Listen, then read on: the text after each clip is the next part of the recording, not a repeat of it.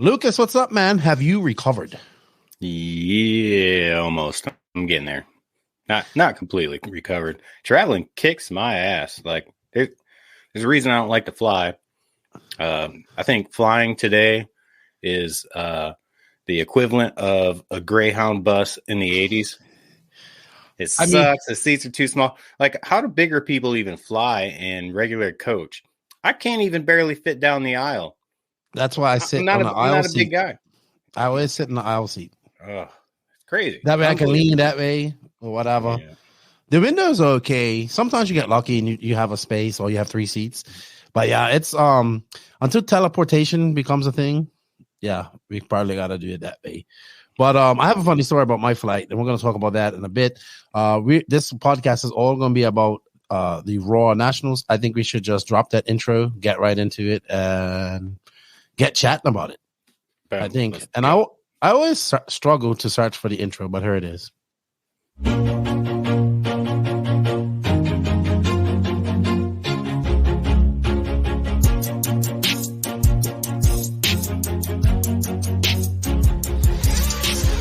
Nitro is the glory, but e-buggy pays the bills. Welcome to the No Name RC podcast. Get ready for some serious bench racing. But be warned, we speak our minds, express our thoughts, and sometimes things can get a little rowdy. Hate, and he just was influenced by the hate coming from the left, the hate coming from the right. And let's get back to more club racing and less of this grabbing racing. It's hard not to be arrogant when you're always right.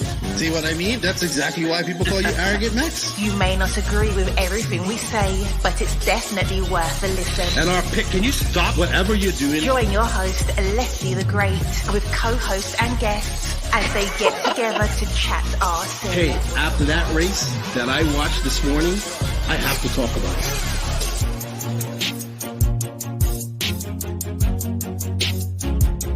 Here we go.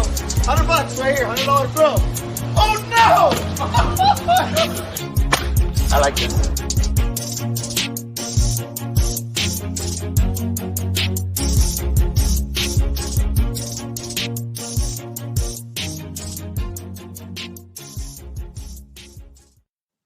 Yes, indeed. Nitro is the glory, but e-buggy pays the bills. What's going on, everybody?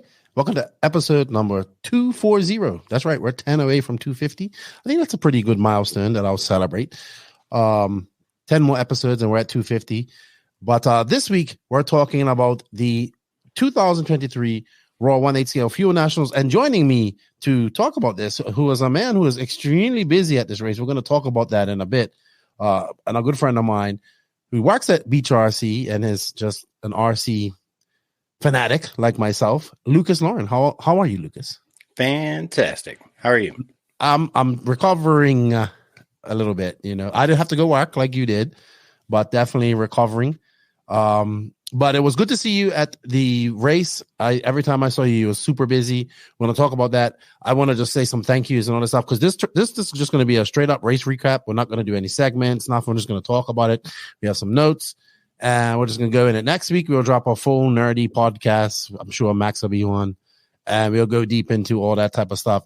But I wanted to say before we get started, I just want to say thank you to all of the NNRC squad around the world, man. Honestly, all of you make it possible for this to happen. All of the people that came up and shook my hand, and I did get outside.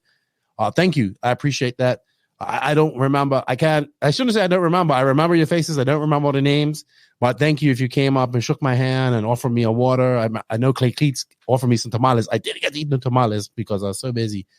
But thank you for everybody who showed me some love because honestly, none of this would be possible without you guys. So I greatly appreciate that. And all the people that kind of just hung out with me in the chat for 3 days, I appreciate it too. You guys definitely made it entertaining. Thank you to the NNRC patrons. You guys will get early release of this podcast. Thank you for all the support. If you wish to be a patron, you can. The link is in the written description along with the link for the YouTube membership, if that's your cup of tea. Thank you to those guys as well. And of course, we have sponsors and companies that support this podcast. They are Invisible Speed, High Tech RC, Sun Pedal USA, Sidewinder Fuel, Hot Race Tires, Mayako, Beach RC, Techno RC, Clinic RC, Ignite Design RC, getting my truck soon, getting excited about that. Racecraft USA. A shout out to Call RC for their support. WRCE Dany Paz, awesome dude. HOC, House of RC. And shout out to our drivers, David Runnerfolk, Jared Tebow, Robert Betty, and Alexander Hagberg. And good luck to Runnerfolk and everybody and Robert that are going to the e-buggy Euros this weekend. That coverage will start when this comes out Friday. So that will be by RC Racing TV. I'll be geeking out on e-buggy because that's going to pay some bills this weekend. Some quick shout outs. I want to shout out to BJ Williams. He's been helping me out with the notes. He's an RC racer, the great statistician. Definitely helped me out throughout the weekend, giving me all the stats.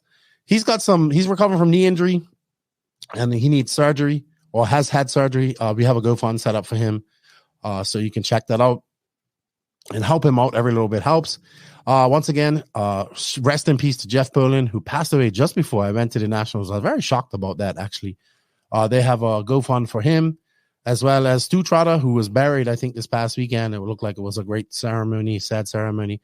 They have a GoFund for him, for his young son, Ryder, and his wife, Katie. So if you guys can help out a little bit, I have links for all of that in the description. And like I said, we're not going into any commercial breaks or anything this weekend. We're just going right into the nitty gritty of all of this. But welcome, Lucas. You are a busy man. We both attended the 2023 Raw 1/8 scale field nationals held at the Silver Dollar RC Raceway in Chico, California. And man, I think it was a damn good event. I had a lot of fun. I would prefer the 95 degrees or whatever that we had there right now with zero humidity compared to what I came home to. It's like, it's so hot here. So hot here. But yeah, Lucas, your first time flying in quite some time or going to a nationals, you just express your feelings about traveling on a plane. I really can't say anything. I've been doing it so much. I have my ways of doing things, but I have a funny story. So I've traveled quite a lot over the last year and a half, and I've traveled quite a lot over the last 6 years, and I've never had this happen. I was actually in a middle seat, so I went and so this is what I do. I just went up to the people at the gate, the ladies at the gate, and I said, look, ma'am, I know this flight's full, and I know there's always some seats always stashed off, right? Probably right in the back. And I said, look, ma'am, I don't think it's comfortable for anybody if I'm in the middle seat. I said, I'll be comfortable, but I don't think the people on the two sides of me will be comfortable. And then she just looked at me and she's like, yeah, I understand. She goes, look, we'll hook you up. And so when I went on the plane, they gave me a different ticket, and it was right at the rear of the plane, which is fine. I don't mind that. And I was sitting in the aisle, and it was this lady. She was an Arabic lady, and her son, who was younger. And this poor lady, she had so much stuff trying to carry on. People had to literally help her. She was like last on the plane, and people that were sitting way up front helped her bring all her stuff in. And for the first part of the flight, the son, he has a little heart problem too, she told me. So he was really small, but super active. He was asleep, and then he woke up for like the second half, and I was kind of just helping her with him and whatnot. And I remember saying to myself, man, I hope this kid doesn't throw up on me, because it was kind of bumpy and all this type of stuff. Little did I know, as we are about landing I flew into San Francisco, by the way. So as we're landing into San Francisco, it was a little bit choppy. And she looks at me like, we're like 20 seconds from touching on. She goes, I need a bag. Can you tell the stewardess I need a bag? And I'm like, what do you need a bag for right now? She goes, I'm going to puke. And I was like, I ripped the bag out of my front seat. And just as I'm handing it to her, she went, blah. And it went, luckily she went a little bit on the seat, and then she went all down. But I was like the Matrix. I was like it was all slow motion, like projectile vomit. It just missed me. Nothing got on me. And then she went in the bag and she's puking. She looks like, I'm so sorry. I'm so embarrassed. I'm like, don't worry. Nothing got on me. Then and nobody else is noticing this because the plane's like bucking, and then it hits the ground, and I'm just like, oh shit, I think I'm going to puke, right? Because it just made me sick. But luckily I didn't. I got up. I helped her clean, but dude, and then I helped, honestly, I helped the lady off there. We were the last people off the plane, helped her take all our stuff off. And it was great because when I got down to get my bag, it was there waiting for me. So I didn't have to wait for anything. I have to say this. The airport in San Francisco is unlike any airport I've ever seen. It was actually very quiet, very organized. It was not very busy. It was very fast to get through. And I enjoyed it. But yeah, that poor lady, she puked. And that's the first time it's ever happened to me. Where did you fly? You flew from Myrtle Beach to Atlanta to Sacramento?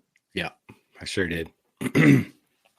Brent had to fly to Seattle, I believe. Atlanta to Seattle to Chico. So Oh, you guys didn't fly. Okay. Yeah, So you flew. He bought flights at different times. So Okay. Didn't he get bumped or something, or miss his flight or something, or something happened where he got they delayed? lost his bag. When did he get it then? Later that evening. So Okay. Cole Ogden was coming in later. He picked up Brent's bag. So, Okay. Yeah. Where did you guys stay? I didn't even know where you stayed. Oh, we had an awesome B&B or Airbnb, whatever. So when I go to races and know I'm having to stay in a hotel, I'm usually sharing with some guys or whatever. So I always, just expect a bunch of dudes sleeping on air mattresses, snoring together, I don't have the highest standard when it comes to having to stay in hotels with people. So, I'm figuring we're fucked. Get to the Airbnb. This thing's got 5 bedrooms. Oh, nice. 4 bathrooms. 3 rooms had their own bathroom. So everybody there had their own room. Nobody sleeping on a couch or air mattresses or anything. It was fantastic. It was almost meant for college kids. Mm-hmm. But yeah, I mean, you couldn't ask for a better place. Super. Who stayed with you? Super nice. So Ogden stayed, Cody Thompson, TJ, Daniel, the hot race guys, Brent, oh my gosh, and me. And then was Pavitas there then? No. Okay, so you had a bunch of guys that like to drink beer with you. Oh yeah, they were partying every night. Oh, we all partied, but I tended to go to bed early, man. Those days kicked my ass. And they weren't even that long. Well, the first day was pretty long. So, like I said, I flew into San Francisco, and my buddy Jeremy Jeremy Vutug, who's on the NNRC Discord, he's like, "Hey, dude, you're coming into San Francisco. If you need a lift, let me know." And I said, "Sure." So I actually spent the night, and I got there 6, 7 in the evening, and I was so tired because my travel day started 3 a.m. driving over the mountain. So I just spent the night in a hotel very close to the airport. Jeremy came pick me up around 10, I think. And he took me on a little tour of San Francisco, took me across the Golden Gate Bridge, all that type of stuff. I really appreciated it because I've never seen this city. And then we drove up to Chico, and we just geeked out on RC on the way up there, just talking. And really nice dude. So I want to say thank you to Jeremy. He actually took me back as well, so I appreciate that. And took him to his house, met his parents. Just a really good dude. Loves RC, loves Chico, loves his A-main track. I don't blame him. It's a really great track. And then I actually stayed in an Airbnb, and I always seem to stay with the same people. So it's my buddy Axel, who's 6'10". Then it's my buddy Chris Morale, who's super science mode. He's small, so I call it Team 1.0 because Axel's 1, Chris is point, and then I'm obviously the 0 because my wife always says you always have tall friends and you look like the number 10 walking on it. So it's Team 1.0. Me and Chris and Axel stayed together at DNC. Axel came out to the world, stayed there with me and Greg Dany. So it was Team 100 then. And then, it was a nice little Airbnb about 5 minutes away. We each had our own room. Chris and I had to share a bathroom. Axel had his own bathroom. It was a nice little comfortable place. Axel had his dogs. Jessica was like a pit bull. She's a little skittish, where she had been coming from a people that mistreated her, but very beautiful dog. And he had his little Chihuahua, Millie. So I like that. It was cool to have dogs. And yeah, Chico is a college town, I believe. So that's one of the biggest economies there. So a lot of this is all students that are renting it. But I must admit, man, I want to say thank you to Axel for renting that because it's nice to have your own room, your own little privacy. I mean, yes, you have to share a bathroom, but you would have to share a bathroom and sleep with a bunch of dudes on air mattresses, which ain't really that comfortable as people believe. They work, but they ain't that comfortable. But really great accommodations, very close to the track. Was able to get Chris knows the deal. Every morning we go get Starbucks. It's mandatory, and was a very quick commute to Silver Dollar. So that was always awesome. Airbnbs have definitely improved the quality of traveling period, but definitely traveling to RC races because you have so much space, right? Mm. So it's kind of what we exclusively do. Sometimes it's great when it's a hotel, when it's just 2 people or yourself. Right. That when it's like that, it's very good.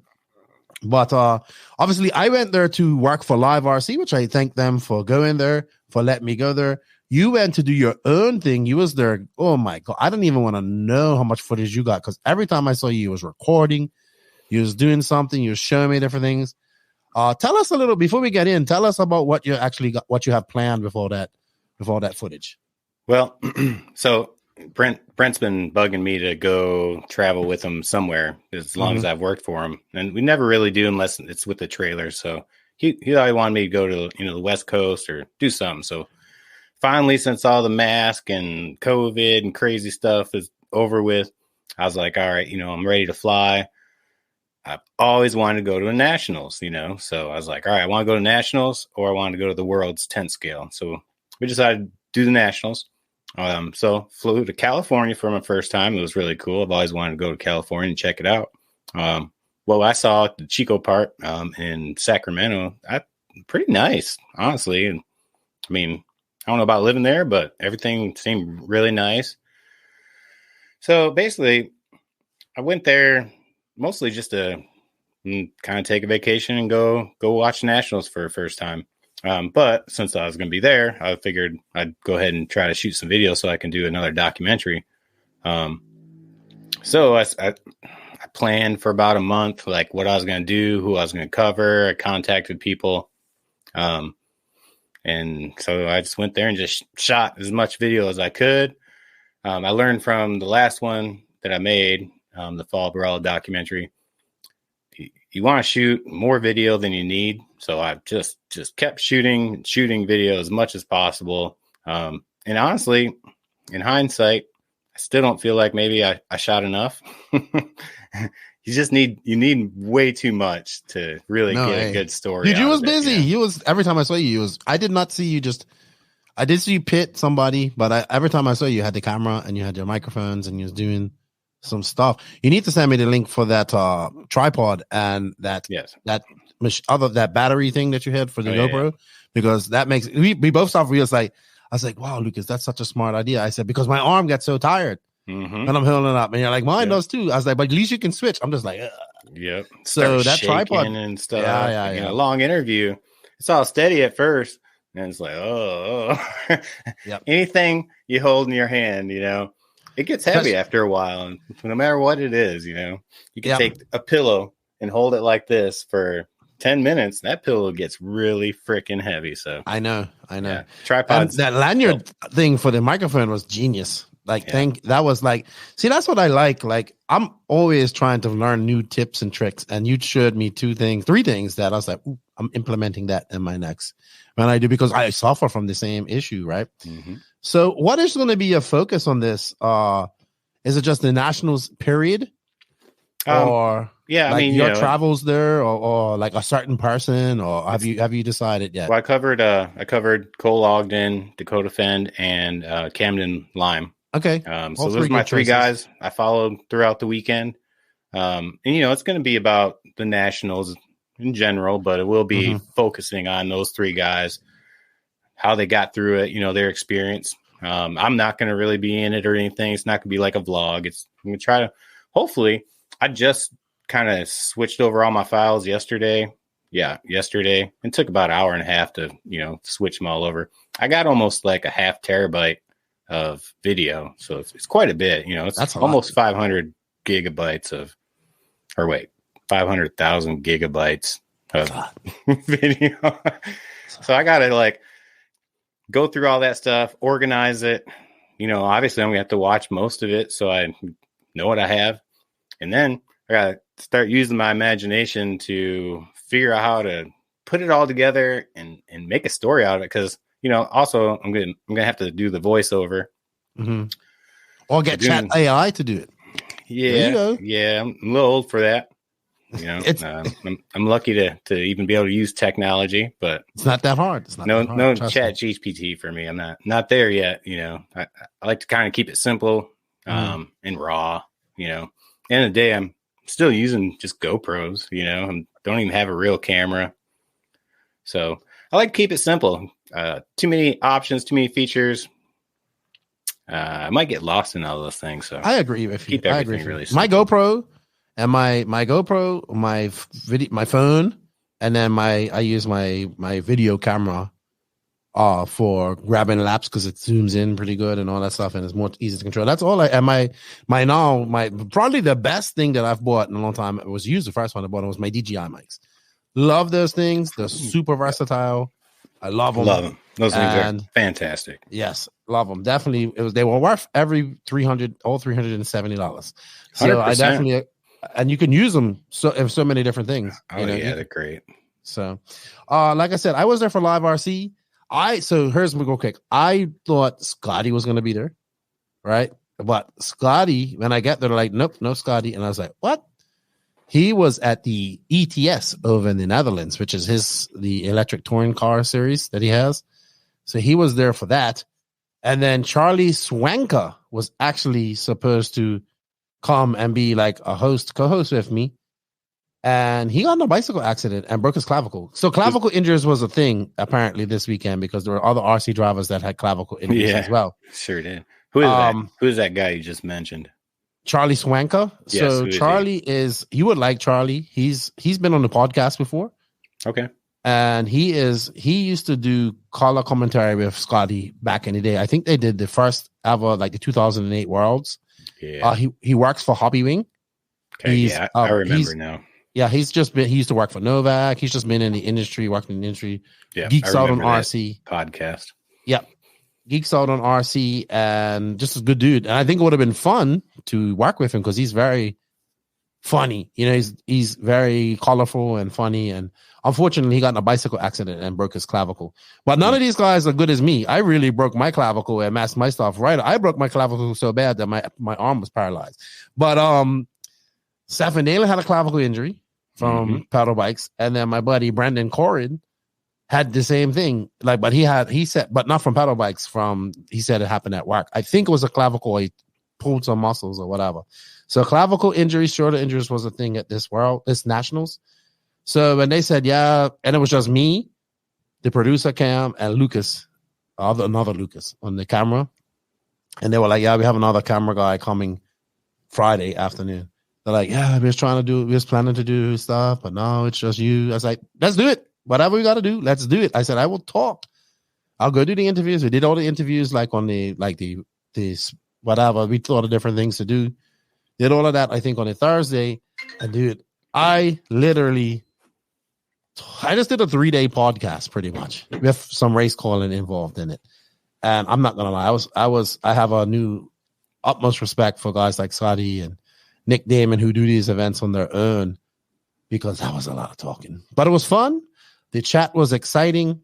Enjoyed it. And I know you were supposed to come in. You came in. Here's the thing. I invited a lot of people to come, and I said, just come, and then they will come, and I'll be busy.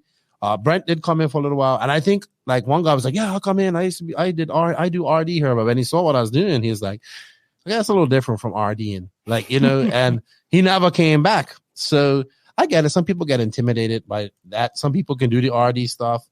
And it's not just about like, and you're looking at some of these practice sessions and qualifiers and stuff like that. It's not always about what's going on the race. It's like, I kind of save that for the racing as well. And luckily I had to practice at the race in Portugal going solo. So I was able to do it. I still, every chance I get to do something like this, I look at it as a way to learn something, hone my craft, see what works, do stuff like that, get better, because this is something that you have to work on constantly.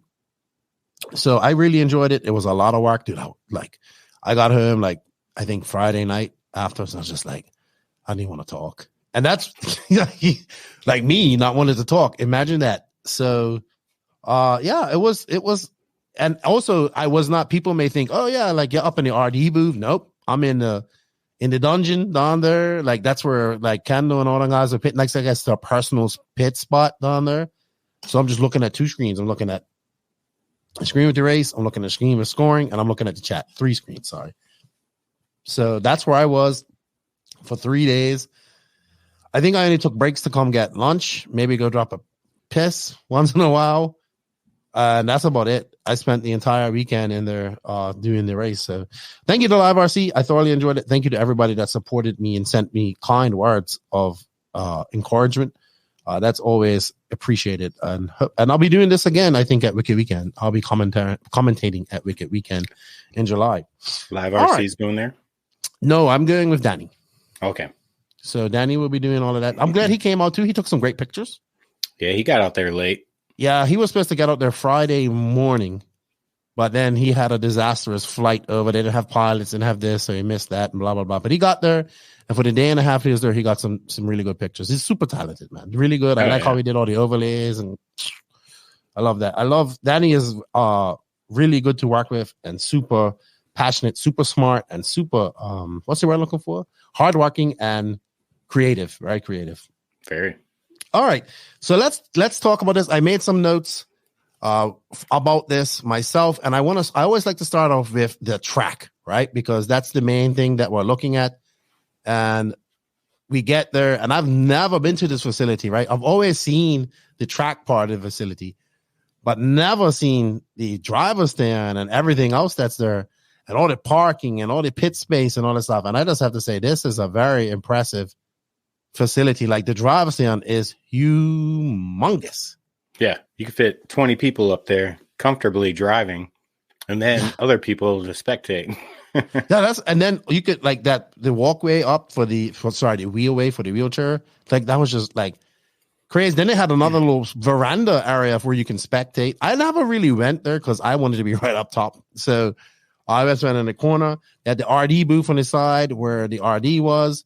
Then they had tech down below. And then where I was, there was that space where they had like private pitting for the people that worked there. Kendall Bennett was there and all that stuff. So, and then all the pitting, like cover pitting they had to the back. Man, they had 2 sets of cover pitting. What an impressive facility. Yeah. So I think they built it maybe like 2012 or something like that. Not 100% sure, but I heard that when they did build it, it cost them about $1 million to not surprised to accomplish what they did. That driver stand easily is $500,000-$700,000, plus all the covered pits, like you said. The facility is just fantastic. Like, it's kind of legendary, you know. It's on the VRC game like 3 times. I knew that track before I knew what that track was. I was playing VRC before I ever realized, Silver Dollar's A-Main's track. So yeah, the facility's fantastic. I heard a little rumor that there's a possibility they're trying to move that facility maybe to their own personal property instead of the fairgrounds or something. Maybe 100%. I heard like some rumors that they're trying to possibly move that thing. Well, I talked to Kendall, and he said that they're actually moving from the facility, they didn't say nothing about the track, but wherever they do their warehouse. So they're moving that. Did you go to their hobby shop? Did you ever? No, I wanted to, and I didn't. It's okay. It's pretty big, but it's not like whoa, like, you know what I mean? It's decent, but it's not like whoa. It's got like a little crawling course and stuff. I just walked in there for 10 minutes. But they're moving into a new warehouse facility, and Kendall says they're gonna have they're gonna have oval tracks, carpet tracks, dirt track in there for 10 scale, and then maybe something on the outside.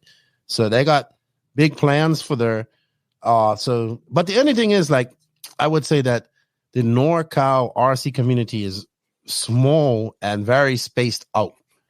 You know, like the SoCal is bigger, and everybody seems to go to the same races, whereas the NorCal community, RC community, is a lot smaller, just as passionate, but they also it's 3 hours from San Francisco, then they have another track. So it doesn't seem like this track gets used as much as it should, maybe. I thought it was shut down, even though I thought wrong, but I thought they shut it down for a while. I thought like it was totally overgrown. They kind of gave up the track business for a while.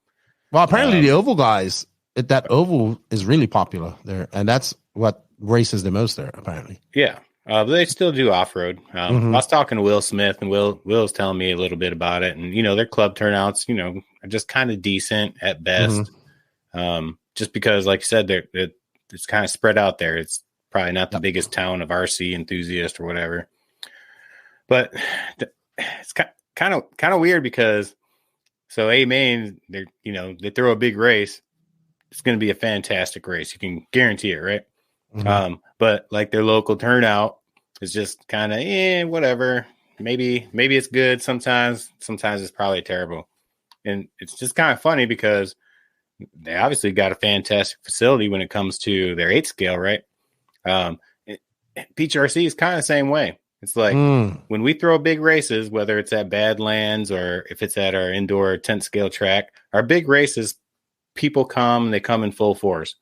But our just kind of local racing crowd, it's really, really tiny. And it takes anyone who wants to come to the beach, takes them 2.5, 3 hours minimum to get there. You know, it's just kind of funny that really well-known facilities struggle just as much as facilities that aren't well-known, or even facilities that aren't well-known might just destroy us in club racing compared to, location. Yeah. I think even the locals, people that call that a local track, like the Turners and the Corns, they live about an hour and a half away. So, and I think it's the same with Myrtle Beach. Like even traveling from Charlotte, it's a 3-hour drive through mostly through back roads and all that stuff. It's just kind of, so I think that's one of the things. But man, we have to talk about the track. So I know people were like, well, they didn't change much of the track. They left it how it is. And I left that over with. And I'll be honest with you, I think everybody still struggled on this track. Everybody besides Dakota Fenn still struggled on this track. And it was so much, people were like, Kevin Jellick, the guy who built it, like I kept hearing how this guy builds great tracks and the surface at A-Man is different from everyone's like, oh yeah, the surface is different. This one is different. So I'm like, all right, I got to see this for myself. And when I got there and I saw it, and everyone's like, nope, this isn't going to break up. This isn't going to do nothing. Everybody on the internet was like, is it sealed? Is it this? Is it that? So I asked him and he said, no, it's just water and really good compaction. So, and he has his treat, and he's just said that the dirt is really good. Now they did seal. Now I will say this. They treated it. They totally he said he didn't treat it. I saw him do it. Right, on the jumps that got holes in them. He treated those. They didn't water it one time that whole entire weekend. He did not treat it. I asked him over and over and over. He said did not treat it. On the jumps and the holes that blew out, he did treat it with some stuff, glue or something. Yeah, all right. I'll take his word for it. Dude, I'm seeing treated surfaces. This didn't look like it. But you bring up great points. They didn't freaking water this thing the entire weekend. I was shocked. They did blow it once or twice. Like at night or something or what? They did blow it. Okay. I think they even blew it between some of the rounds. I didn't see him blow it at all. But so I actually went out later on during the on Sunday. Actually, I went and volunteered marshaled for somebody. I didn't see him blow the track, so they kept it pretty raw, just the way it was for the most part. But when I went out there to marshal, the places that weren't blown, underneath that little thin layer of stuff that was on top, the dust or whatever, was an equally hard surface than the race line, right? The whole entire surface, just some was covered with dust. The race line wasn't. But the part that was covered with dust was extremely dangerous for marshaling. Oh, so really? Maybe not blowing it for roar rules or for the drivers, keep it more off-roady or whatever. That was not good for marshals. I've seen people bust their ass.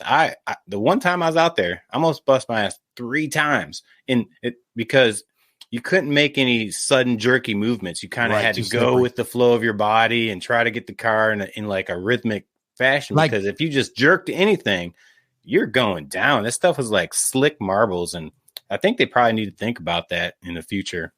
Something opinion. Like playing tennis on a clay court. You got to like slide.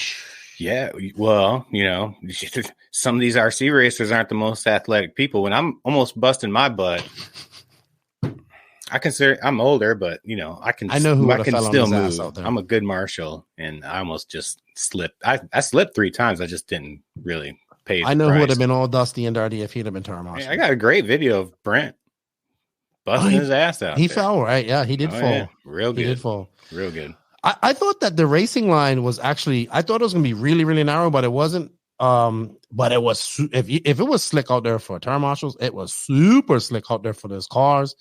But I think the main thing here was very Supercross-esque. It was very much of timing track. You had to jump those jumps. I watched those guys over and over and over, thousands of laps, right?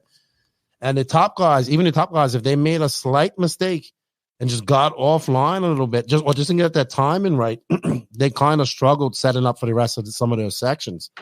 We saw that on that hump, like that when you're going to the left side of the track, not the very left, but you had that jump, that like triple that was triple in a turn. Right. You jumped in a turn, you landed in a turn, and you had to whip it, or you weren't going to land in an advantageous position. You know, you had to. The Joes had to whip it. The pros had to whip it. Everybody had to land like right on the down grain of that to make it to the next one. Right after that was a weird kind of single to a tabletop, but you could like downside it or land flat on tabletop. Downside was really tough, but if you did, you got a car length out of it. If you landed on the tabletop, much safer. But then you're kind of bouncing and then having to set up your turn. It was tough, man. I didn't drive on that thing, but it looked hard. It looked so hard. It was a very fast track. You had to carry your speed through a lot of those parts, and so many of the jumps and just the sections. A lot of stuff was kind of on a curve, or wasn't much room for error. Not at all. Not with those. That section that you're talking about coming on, it was rough. And it was right on the very inside of that was about a foot of that dust. Yeah. Right. That's where I almost fell. So you can see guys are just going wide of that, not too wide because they didn't want to go too wide because someone will go in, but they just went wide of the dust, went around there. Then they went up that thing I called the techno step up, which is just a very simple jump. Just went up and down, but you had to land at least if your wheels going down the down grade to get that next jump up, and then that set you up for the next back section all of that had to go right to do a great lap. And then there was no straightaway. Wow, there was a very small one, but that chicane was, dude, I saw people come through that chicane. I was like, whoa, how did he not hit? I saw people come through that chicane, hit it and bounce over 3 lanes. I saw people hit that chicane and hit that corner and be like, they made it, but they had to check up. That was my favorite section of the track, honestly. I love the chicane. Well, it's so fast, and it was very fast. You really separated the top from the bottom right there in that one particular section. Those fast guys were within this much of the pipe. No, everyone else was, maybe this much or whatever. That just made a difference. A big difference. I agree. And then you went into that other section that you jumped, made that 180, went on that dip, back around. And jumped into what I call the Talladega Bowl. And you would think like you can just go pin it around that thing, but no, because of the traction was so high, you had to kind of keep it tight, not overstir too much because you would have flipped it.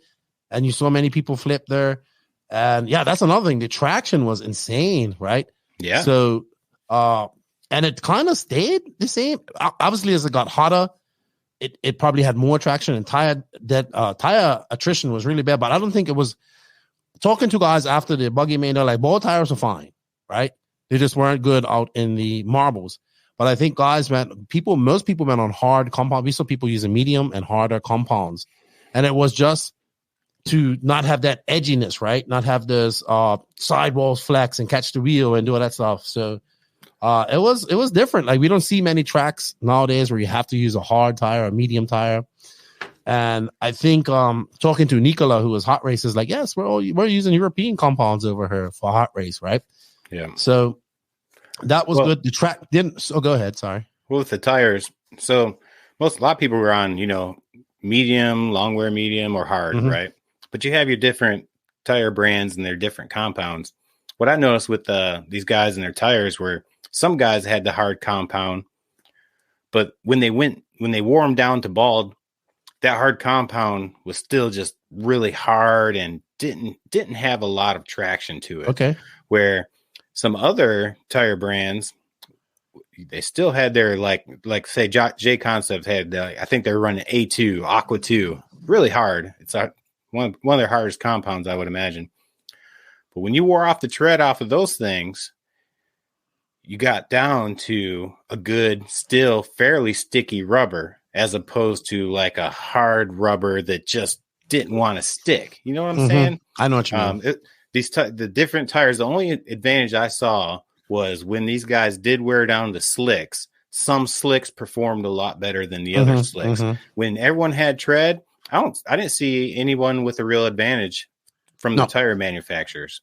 No, I would say it was tires more was hooking up, but when they went slick, there was a difference. Yes, I heard that J Concepts had a new tire there.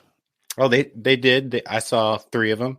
No, I didn't see any of them because I think they hide that stuff, and I came around. And then a couple of guys slipped up. Video, so a couple of guys slipped out, say, "Hey, so what tires were you on?" And then they're like, they kind of like divert, like beat around the bush. And then a couple of other people say, "Hey, J Concepts got a new tire, and nobody's seen it." Sure do.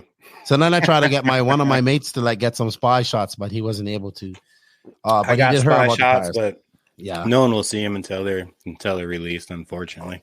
Right. So yeah, and also the track held up. Right. I mean, it didn't blow out. Some of the jumps got a few divots, but they fixed them. Fixed them good. But it held up incredibly. I'm blown away. Like I have a hard time believing they didn't treat the track, because I've never seen a track that goes 5 days of that kind of sun beating it down and never being watered and still maintaining, I'd say, 95% of its original form. Maybe that's how their dirt is in California. I don't know.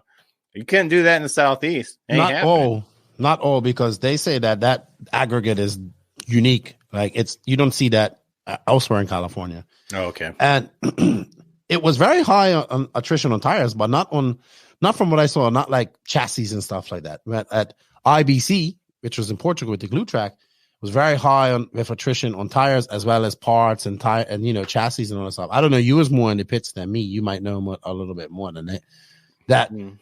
But tires. I mean, it was eating tires.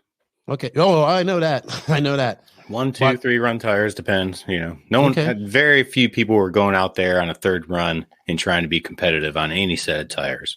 Most of them would probably do a second run, but I didn't see anybody that was top notch going out a third run on any tire. I know Fenn said he broke in his tires, or some guys broke in their tires prior by going out and doing some, burning them out on the asphalt. Yeah. But I think we can't leave without talking about one of the other big talking points of this race, which was the pit lane exit, which was extremely slow, extremely difficult. We saw a few people flaming out on there because obviously it's so slow. And I think the people that were pitting maybe down to the farther end of the first at the pit lane had an advantage because they were able to clear their cars out there. If they had a clear pit lane, they were able to get up to throttle and just keep the revs up so it didn't flame out. I thought we was going to see a big cluster there all the time, but it actually didn't happen that much. But we did see people flaming out on pit lane. And it was so slow, right? Mm-hmm. So yeah, I liked it. I mean, you want to slow pit lane down? There you go. That's the way to do it. And, think about entering that way as well. I know I thought it'd be better entering, to be honest. The Europeans, they like a slow pit lane. Mm-hmm. The Americans, we usually give a whole lot of Fs. So I know Clayton was watching people how high they jumped when they jumped into pit lane. And if you jumped over higher than the wall, you'd be penalized for. Oh, really? I don't know. Yeah. So you had the wall's probably like that high off of the ground. Where the cars would roll in, you put them on the wall. If you rolled in and your tires were over that wall, that's a penalty. I don't know what it was, a lap or whatever, a stop and go or something. Yeah, they had a stop and go box as well. Yeah, they did. That's kind of cool. I heard them dishing out some penalties. I mean, we might as well segue right into Raw before we get into the race. So, I will say this. I think that Clayton's going to, obviously, I know Clayton and we've become friends. And I told him, I said, I'm going to be your biggest critic. I'm your biggest supporter, but I'm going to be your biggest critic. I think they handled it well. I mean, obviously during tech, I think the first day we had some issues with wings and then front wings. And I think it was front wings on Truggy that weren't supposed to be there. We're supposed to have headlights. Yeah. All that type of stuff. This has happened at every Raw Nationals that I'm into. Like there's always some scatter action about that. I think like the Mayako wings were a little too long. So then they cut them and then they weren't too long. And then I think like flock foils weren't allowed on truck, I think. Yeah, but you could turn them upside down and call them headlights. Okay. I mean, I'll be honest with you. We've kind of gone away from the whole truck, like let's just call them thing. Let's just call them 7-scale buggies. Why do we even kind of call them trucks? It's stupid. No truck looks like that. I'm going to trigger somebody right now. Charlie Mack, they're no longer truggies. You cannot be called the Trugganer. You are now the Brugganer. 7-scale buggy. Oh, there we go. Bigger buggy, 7-scale buggy. It's 7-scale. I mean, they don't even look like trucks. They look like buggies. They're just a little bit longer and bigger tires. If you, It's not a truck. if I was just looking at a quick video of these and just saw them, I'd be like, oh, there's some buggies. Like I'd be like, oh no, there's totally there's some truggies. So no one would look at that. No person you pull off the street be like, hey, this is a buggy. And then you show them a truck and be like, what is this? And they'd be like, a bigger buggy. Yeah. Hey, no, look, we were having a conversation. I think 8-scale racing in general needs something to freshen it up a little bit. 4-wheel drive short course is in no man's land. It doesn't belong in 10-scale. It doesn't belong in 8-scale. It just doesn't fit anywhere. We need to have a nitro 4-wheel drive short course class. That shit would be awesome. You know who had one? Associated, the SCX 6 or something like that. Losi had one at one point in time. So nice. Badass. But, Traxxas still has a Slayer. Yeah, but these are 1/8. These are 1/8. So I think that the short courses are considered 1/8. But these are 1/8. Associated had one, like, it was just basically a buggy with a short course thing. But I wouldn't mind seeing that. I think it'd be cool. And, not electric, like straight up nitro, I think that would be a real truck class. Truggy is just, it's a buggy. It's not even a truck. Even before these new bodies, they totally look like buggies. But the previous bodies, the old truggy bodies, they didn't look like trucks either. They were getting smaller and thinner and more compact. No one would look at them and be like, oh, yeah, that's a truck. No, with that big old wing on the back. It's just stupid. Oh, you know what else would be a cool class? A buggy class with no wing. Because you'd have to design things a little differently. Like you could stick to 75% of what an 8-scale buggy is, but you'd still have to just design it just a little bit differently and learn how to drive it just a little bit different. You know how maybe the body looks like a desert buggy that doesn't have a wing. No wing. Something. I think it'd kind of just freshen up 8-scale a little bit.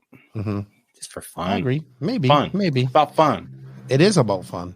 I will have to say that the RMT worked their butts off. I saw Clayton everywhere. He was on Live RC's ass. He was on. It's like, I want interviews, and he wanted to get interviews, and he was out term marshaling. He was refereeing. He was taking people's questions. They were very open-minded. It seemed the general consensus was that the off-road community was happy with them. Obviously, they didn't get everything right. I know even like the final starting order for the buggy, man, was off. They did it by position. So somebody went, I think it was Chris Morale and maybe another couple of guys said, no, it's supposed to go off times. Yes. So some people thought, and trust me, there's a lot of people in the pro class, mostly some of the younger ones. They thought 1-1, whoever has the fastest time starts in front of the other, right? And then 2-2, whoever has fast time. 3-3, right? That's how they line up. But right, it's about overall time. So if the even semi, if those top 6 guys all have faster times than every one of the other 6 guys on the, that's your top 6. On the odd, there's your top 6. And then the odd, even though the odd guy won his race, he'll still be starting number 7 because he had slower time than number 6 and even. I didn't know that either. Yeah, that's how it was at the Worlds last year. So basically, they kind of did it like that too, because apparently, as Chris Morale says, it's ambiguous. But whatever, I bumbled that. It's no real ambiguous. It's no. I had to get him to explain that word to me. There's no real definition. It could go either way. So it's like, but that's how it kind of goes. And so they've changed that around. And I even told Clayton, I was like, dude, there's no LCQ. It's like, no, we didn't have LCQs. I said, they had it at the Worlds, but they just did that. I said, dude, LCQ is the most exciting 10, 15 minutes in RC. Like, we need that. Yeah. We need that. And then I also it gives those guys a little more time. The top 6 from the even odd semis, it gives them more time because they only get an hour. From the time they get their cars, they get 1 hour until they're on the track to race the main event. If you did LCQ, it would give those guys a little bit longer to work on their car, and the LCQ guy would just have to scramble. But and it's great racing, right? Yeah, well, like that. Absolutely. Everyone's just battling for that one last spot. There's a lot of guys that didn't make the main. It probably should have, but things just didn't go their way. Just didn't go that way. Like the semis, like the semis, like so the top 6, the two fast. So how they did it was basically, just so people know, they took. So overall, the top 20 went into the semis, right? And then 3 bumped up from the quarters in each one. And Fenn already was secured in there with his TQ, which is different because of the Worlds. It doesn't like that. You still have to race in. So they took the top 5 from each semi, and then the 2 fastest lap times after that. And that actually came from the second. I think it was the even final. Let's see. I wrote it down here.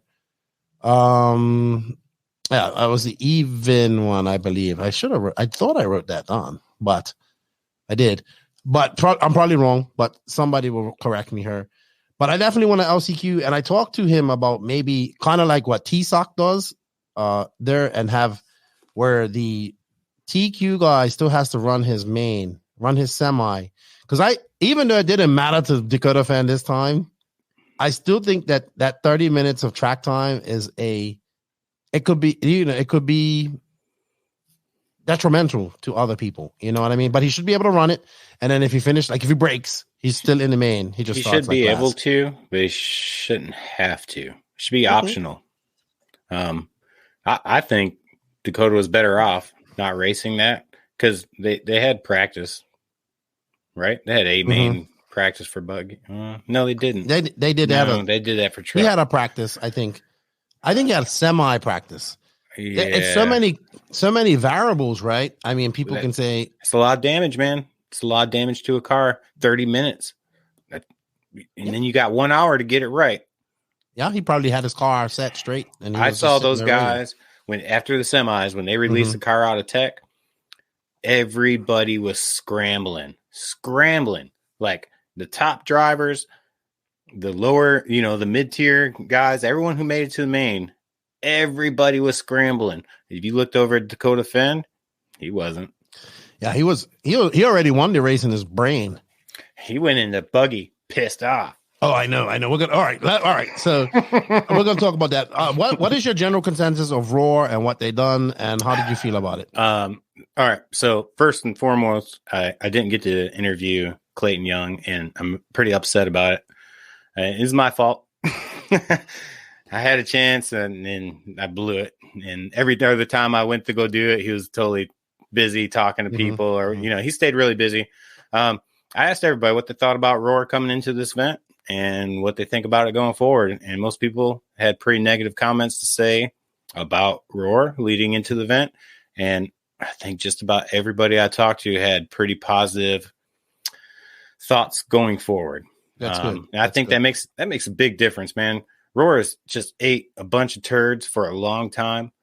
And even if they did good, they probably didn't get the credit for it because they just dug too many graves to pull themselves out. But I think Clayton coming in has made a big difference in these 6 months.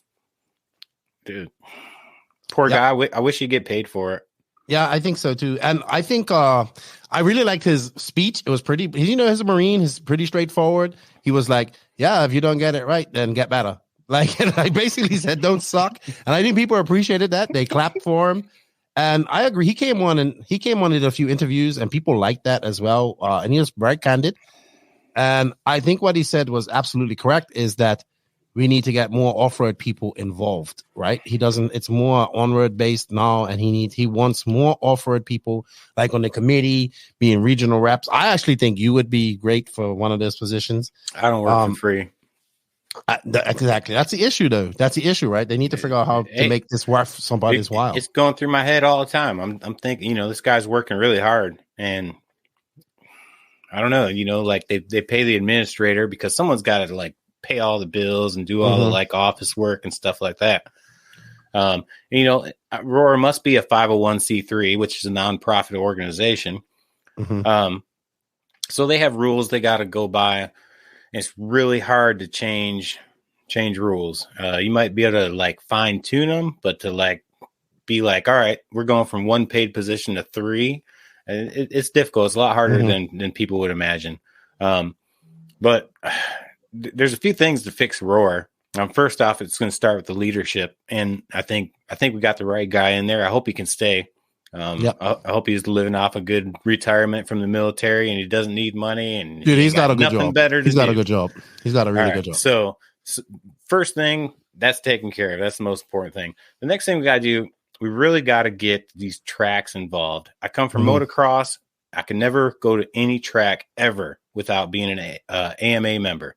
If every track would get involved, if every track would become a ROAR member, and whether you're 8 scale, 10th scale, on road, whatever, if a track became a ROAR member and required their people that race have there a ROAR membership. To have ROAR memberships, which is perfectly reasonable. It's probably like 35, 40, 50 bucks. 40 bucks I don't even know. All right, $40. It's $40 a year, and you're a ROAR member. You kind of got some insurance program, whatever.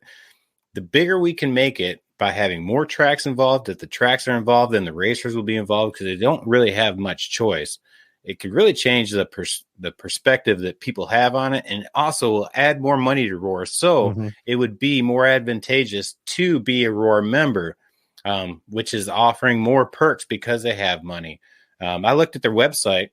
I did some research before I went into this event, trying to prepare myself, and they haven't posted their financials since 2016. So I was really wondering, what their financials are, and 501c3, you got to post those things. There's a lot of rules and regulations to be a nonprofit, So I was really wondering where they're at, and last I heard from Clayton and on your podcast is they were in the hole. It's really hard to run an organization when you're in the hole, Yeah, I think these races have helped them get out of the hole. Good. But they're I'm sure we'll have financials. Like I said, I think they're doing good. I think we need to get more people involved, and everybody, like you said, if everybody gets involved, a rising tide raises all ships. Simple as that. It's a totally different organization. It's an organization with power and influence, as opposed to something we just sit there and complain and bitch about. I agree 100%. So kudos to those guys because a lot of people bitched at them this weekend too, and they took it all on the chin, and they just did what they had to do. I thought they did fantastic. Honestly, Me too. I thought they did really good. Not just thinking about getting the order wrong and then reconsidering it and said, okay, we'll do it that way Quickly. And then even when I told them about the LCQ, I was like, dude, we gotta have the LCQ, and it's like, but you should get if you're not in, you're not in. I said, dude, we're talking about the most exciting 15 minutes. Like people love that. I love it. Everybody geeks out on it. So I think we'll have an LCQ next year. It's cool. I think LCQ, it's cool in motocross, supercross. It's cool in RC. Yep. It doesn't have to happen. If we got to pick our poison, there's certain things we got to go for first. But, LCQ could be cool. If not, no big deal. Whatever. Like I said, qualify your way in. I agree. Don't break. Don't suck. Yeah. All right, so let's go right into Truggy. We're going to play to start because this was probably one of the best races. So just for those who didn't know, the Truggies qualified and did everything like normal A letter mains. They did 5-minute qualifiers, whereas the Buggies, they had to do IFMAR style, which was 10-minute qualifiers, and they did ladder style, which was odd even finals all the way on. So here you guys can see this track, some of the hard parts we was talking about. So I'm watching this Truggy. So we'll go to qualifying while we're talking about this because I have some notes about qualifying. Fenn dominated qualifying. He won 3 out of 4. He would have had 4 out of 4, but he ran out of fuel in the third one, which I believe gave second one. Was it second one? No, I'm wrong. Let me rewind that. Second qualifier, he something happened. I can't remember. He lost out to Tebow, right? And Tebow got the TQ, but Fenn got the other 3 rounds. So I was like, all right, Fenn's going to just kill this. Fenn was testing his fuel. That wasn't buggy, though. Wasn't buggy? Yeah, because you remember he was doing 10 minutes. I can't remember. Yeah. I think something happened, and I was there. I can't remember. Let's see. Maybe we have results here. I'll be able to tell from. There's one time he was trying to test how long he could go on a fuel run. He got a third. He was just slow. He got a third in round 2, so he must have crashed a lot. That's what happened. I think he had some crashes, but that allowed Tebow to get a TQ, which I thought in all honesty, like when I talked to, so we did this cool interview of him and he did it, but we had no audio, unfortunately. And I knew right there and then that Tebow's confidence was boosted so much, right? Because he was so bummed after Silver State. He needed some confidence boost. Yes, he was running the HB truck for everybody to know. He actually he came second, I think. So he actually was the best HB truck driver there all weekend. And Seth Van Dalen had a very good qualifying. He qualified second. Spencer Rivkin was third. Tebow was fourth. Mayfield fifth. Testman sixth. Camden Line seventh. Camden Line continues his super impressive form in Truggy. He also had great form in Buggy, just a little bad luck.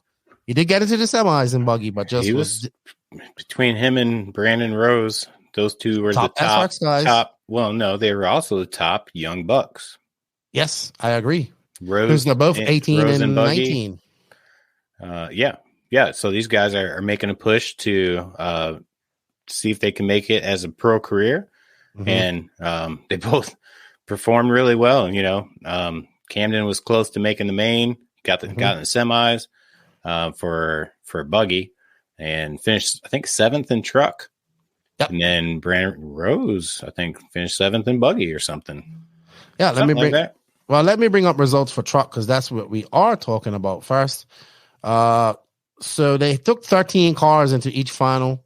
It was in truck, it was 11 and 2. So 2 bumped up from each main. And actually, B-Rose had a really bad, he only got 10 laps. Camden Line ended up 10th in the truck main. He had some issues, I think. Hold on. Yeah, Camden Line finished 10th. But definitely he has showed some impressive speed as we see Tebow and Mayfield going at it right here. And Fenn's just out there with Rivkin right behind him. Rivkin, so let's talk about this. I think we can go right into this Truggy main. Do I have anything else to talk about this? Seth Van Dalen was really good. Like I said, Tebow, that TQ really boosted him, and I think that carried on into his Buggy final. So this 45-minute final was actually pretty good. It wasn't a complete runaway with Fenn at the beginning, as we see. Would have been.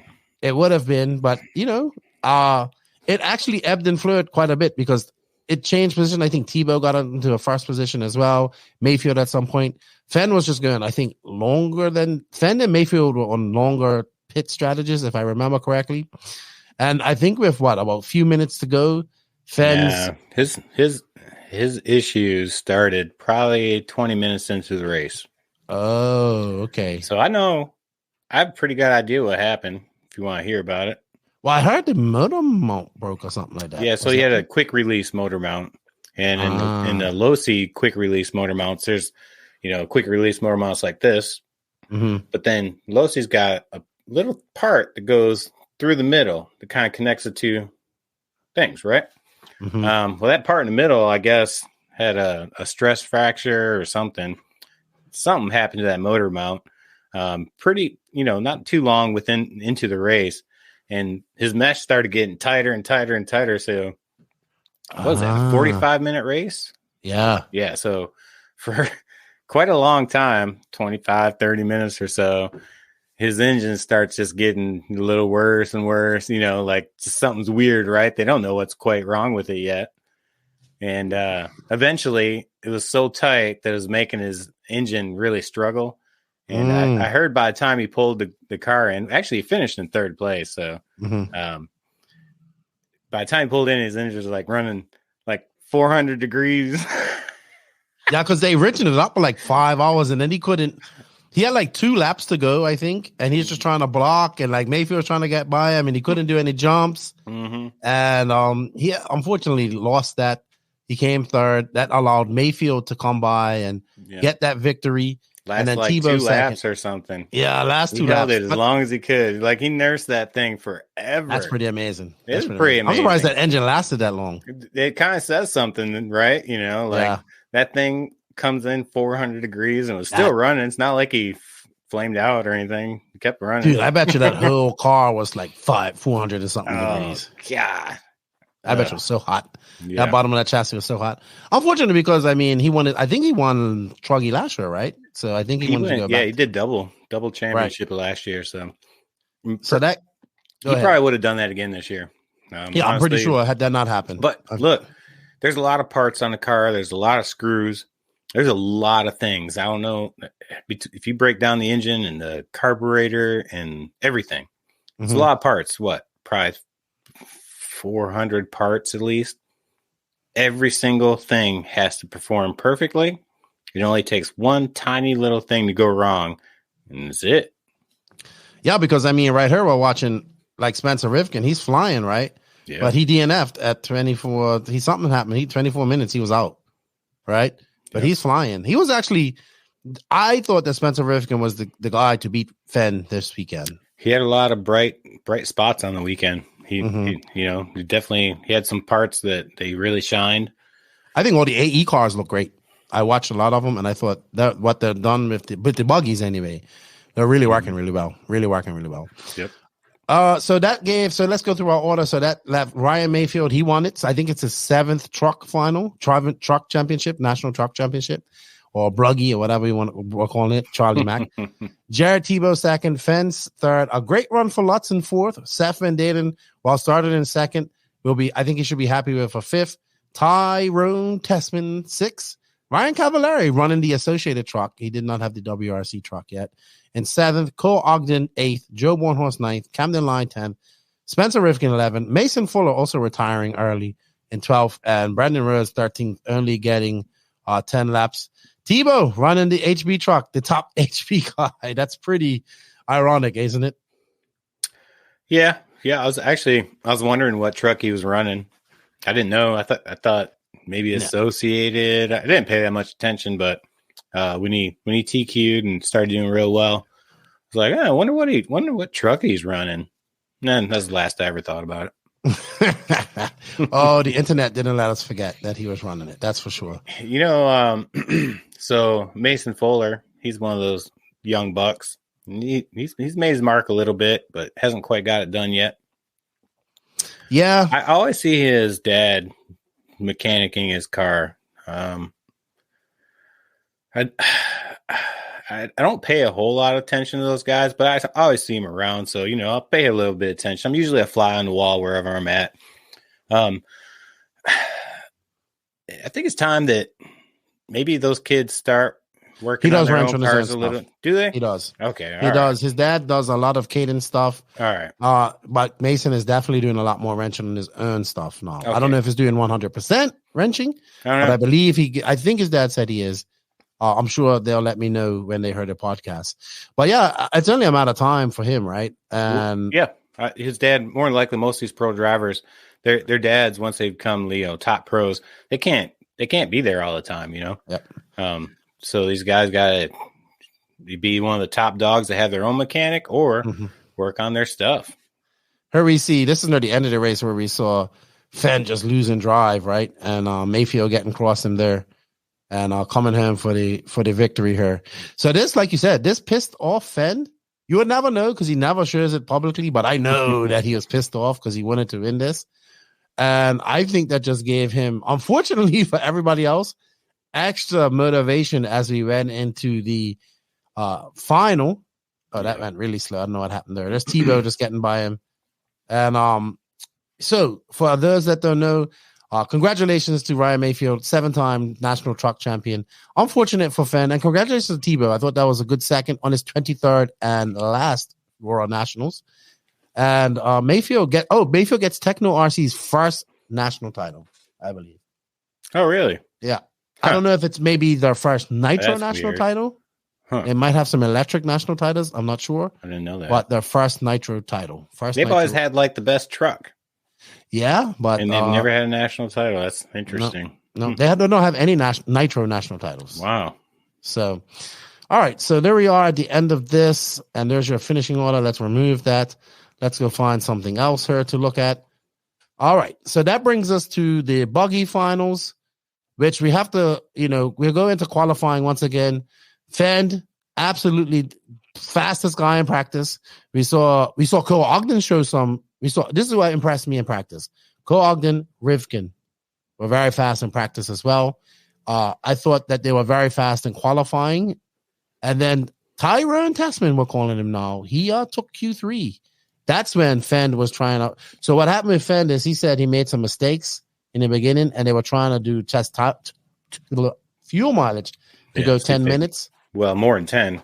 Yeah. Because the way that track was, you needed 11, 15, or something like that. You know, these people that do like these 10-minute runs, they're barely ever doing actually 10-minute runs. You know, they're doing 10:30s, 10:45s. But the way that pit lane was, everything had to be perfect if you're going to try to do that 10-minute run. You couldn't make any mistakes. I think Dakota actually made one small mistake. I think it just made like one or two, but that's all it took to basically do him in for that no pit stop qualifier, basically.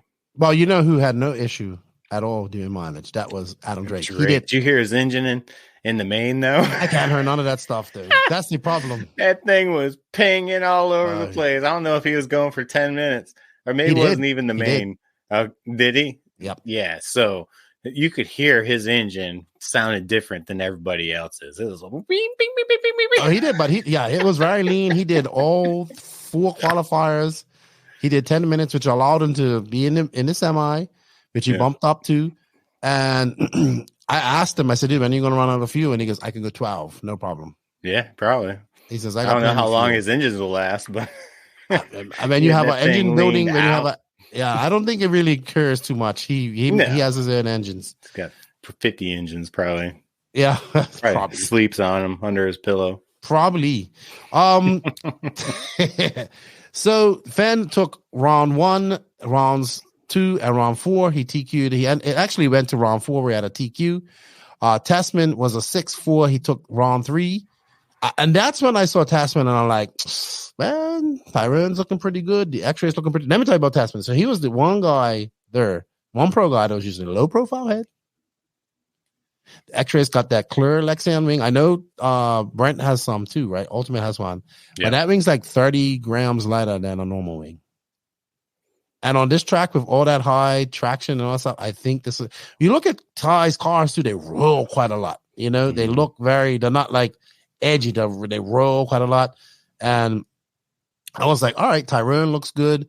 Rivkin had 3 seconds places. Like I think on the last qualifier, one of them, like Fenn just pipped him at the very end. Yep. And I was like, man, Rivkin's looking really, really racy. Where did Cole Ogden finish? Cole Ogden was in 6. He had a 4, a 6, a 22, and a 6. Mayfield had a 3, 3, 4, 2. Rose qualified in 5th. He had a bad first round of 17. Then he picked it up. He got a 5. Then he had a really bad round in 3. He had a 38. And then he got a 5 in round 4. Adam Drake had a 5, 7, 6, and a 14. That didn't really matter. Tebow had a round, and that third round, he got a 3rd. I thought that helped him out. Jared Wiggins, man. So I want to say something. I thought that Jared Wiggins probably had one of the best looking technos there all weekend. Like mechanically on the track, or just like his paint job? No.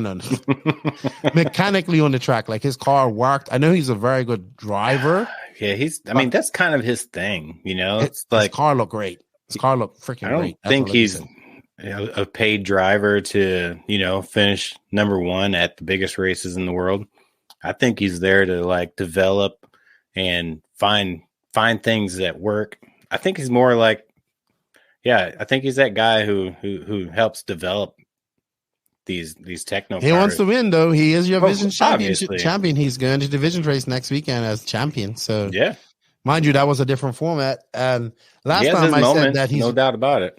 But last time I said that he's he's not as talented as everybody else, but a very good work ethic. He got mad at me. So, but I still believe that he has talent. Maybe not as talented as Ryan Mayfield, but he works extremely hard, and his work ethic is exceptional. Obviously very talented.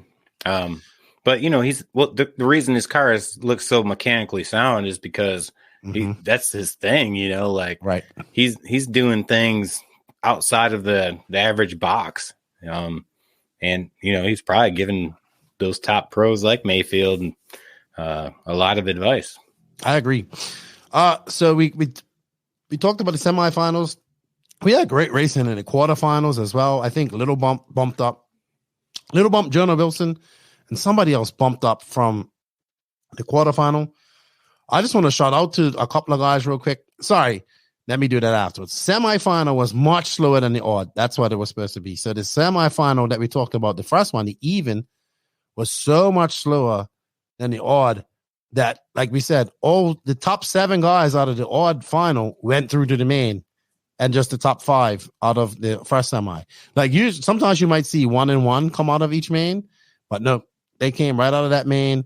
And they were faster than a lot of people, and that's where we had the confusion with the finish with the starting order. Going in before they started the semis, I looked at it and saw that there was a fast semi and definitely a slower. You know, it was like I was asking people, "What semi did you make?" Oh, you got the good one. Or oh, ouch, you got that one. You know, there's a difference. I mean, just on paper, just looking at it, names and stuff. Like, oh, okay, well, this semi is tough. And then both semis were obviously really tough. Yes. But you just had really big names in one, and then some of the more kind of like up and comers or whatever in the other. I wanted to shout out to a few people that made the semis. Kyle Turner, NorCal native, he made it. Jackson Brunson, semi-professional racer now, you know, coming off his best year ever on an HB, running Associated again. I mean, I watched Brunson in one practice session. I was like, damn, he's flying, you know, for a semi-professional. I want to shout out to Jermaine Robinson, who qualified right into the semis as well. And Jonah Wilson, man, I've seen this kid a second time, and he has been probably the most impressive young racer. I think he's 16. He also won the junior final. He does not look 16. He's definitely a big kid. Tall. I don't think people expected him to win that junior final. Well, a lot of people thought Low Bump was going to run away with it, but I think Bump had issues. But Jonah Wilson was freaking fast all weekend. Yeah, all weekend. Sure was fast. Very impressive. Comes from up in Tennessee. Makes the ROCCK his rock track, his home track.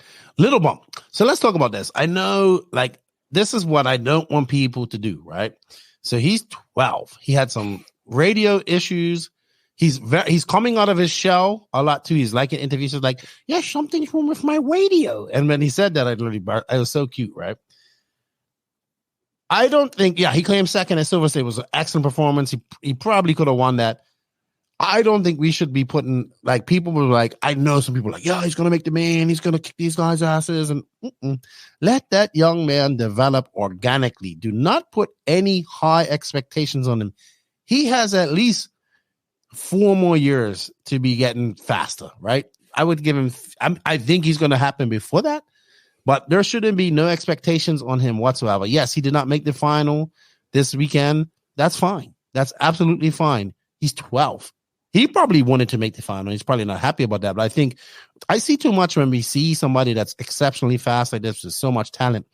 We put so much pressure on them at a young age that it actually is detrimental to them, in my opinion. Yeah. I mean, I expect him to win a world championship in the next 4 years. I wouldn't dispute that. It's not going to surprise me that he doesn't win this race or the next race. You know, like these guys, these Dakota Fens and Mayfields and whoever, they have so much experience. You can be as talented as you want. You can't earn that experience any other way than just putting in the time, you know. Like Bump, he might have a few fast laps, but can you do it for 45 minutes? Probably not, but he'll learn how to eventually, you know. And honestly, I think he's definitely, you know, I said it a while ago that he's probably gonna be world champion very soon. He doesn't have to do that by 16, though. He can do it by 20 if he has to. Yeah. We shouldn't put those expectations on him. We should just let him develop organically. Yes, he came second at Silver State. And I know probably lots of expectations going into this race, but yeah, I mean, you know, he had a good run at Silver State. Doesn't mean he's going to just do that every single time. He'll get better and better, and he'll get better way faster than he probably should be. And I agree with I you. think he's going to definitely be a world champion before he's 18. I mean, I see right around 16 years old. Not this next Worlds, but the Worlds after. Very likely, he'll be the man or the little guy.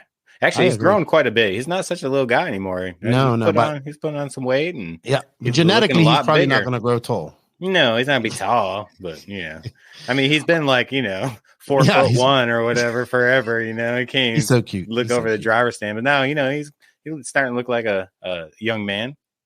Yeah. Also, I wanted to shout out to Cole Caston, man, making the semis, bumping up, I believe. Great young man, little older than these guys. Him and his father putting in a lot of work. So I wanted to give them some credit as well as we watch the start of this main. So this is exactly what I did not want in the final. I did not want Dakota Fenn or somebody to just run away. Dakota Fenn obviously wants to run away with it, right? Mm-hmm. And TLR, and it's good for everybody that his sponsors.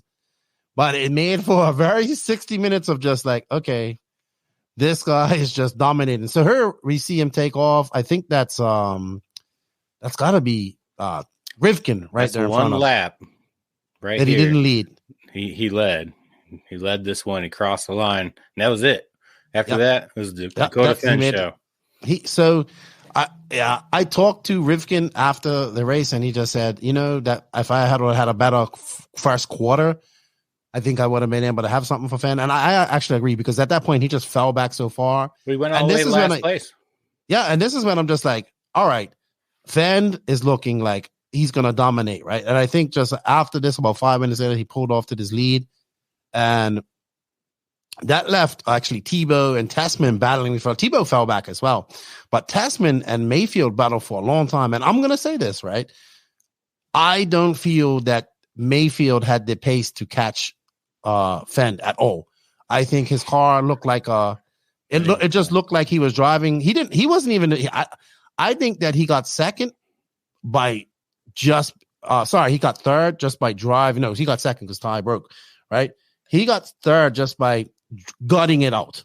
I don't think he he didn't look like the Mayfield of Mugen last year. He just looked like, hey, I know I don't have a car, or I don't have the ability this weekend, probably more of the car, I would say. But I'm gonna gut it out and come third, and that was him gutting it out. Like, look at that lead he's got on him. All right. As soon as I saw this, I'm like, these guys are letting Fenn just run away with this. He's gonna run away with this. There's no letting. He lapped the entire field. Yeah, nobody let him do that. No, that's what I'm saying. What I mean is they can't let him get away like that. Yeah, they ain't having a choice. Mm-hmm. But you see Tessman, how fast he is right now. He had a second lap faster. Look at Tessman. He's all on Tebow. And then I feel also that Tessman spent too much time battling with Mayfield. And that also, I think Tessman me personally, I think Tessman and Rivkin were the two guys that had the outright pace to match Fenn, in my opinion. That's my opinion. If they would have got out, if they would have been behind him at this point, I think it would have been a closer race.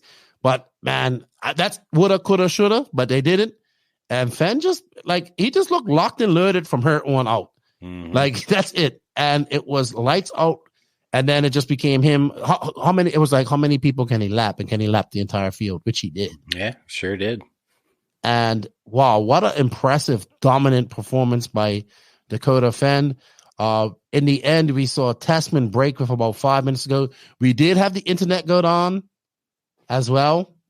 We lost about 12 minutes. It's actually, so if you have the bonus lap member for RC Racing TV, for Live RC, you can go and see it. So it's two different things. It's got the 12 minutes missing, which I didn't even get to see because I was in there. And you couldn't even see scoring, to be honest. Did I see scoring? I can't remember. I was just listening to the race announcer.